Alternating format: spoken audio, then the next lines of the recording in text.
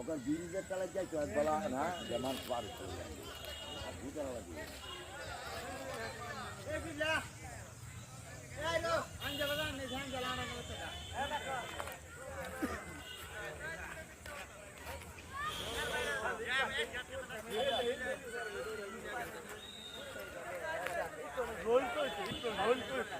এই এই এই যে এই ভদ্রলোক এখানে কয় হাত পানি আছে? এখানে নিচে কয় হাত পানি আছে? এখানে প্রায় 50 হাত পানি আছে। নিচে যে জায়গায় দাঁড়িয়ে আছেন এটা 50 হাত পানি? 50 হাত পানি। আচ্ছা এটা কিভাবে আপনার কিভাবে সম্ভব এই যে কচুরি পানার উপর দিয়ে হাঁটতেছেন সবাই? এটা কখন থেকে শুরু হয়েছে এটা? এটা গতকালকে থেকে সম্ভবত। গতকালকে থেকে। আচ্ছা এই যে অবস্থা এটা কি আগেও হতো না আজকে নতুন শুরু হয়েছে? এবারই প্রথম। আগে পাইকান ব্রিজের ওইখানে একবার এরকম অবস্থান দেখা দিয়েছিল। জি। আচ্ছা এই বলদা গুদারাঘাট আজকেই প্রথম। জি।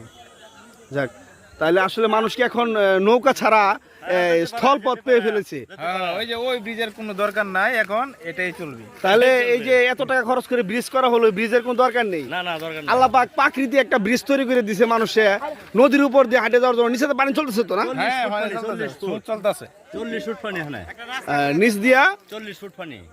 40 ফুট পানি আর নিচ দিয়ে স্রোত চলতেছে পানি না? ওই তো পানি দেখা যাচ্ছে স্রোত চলতেছে। আসলে আল্লাহ পাক চাইলে সবকিছু সম্ভব।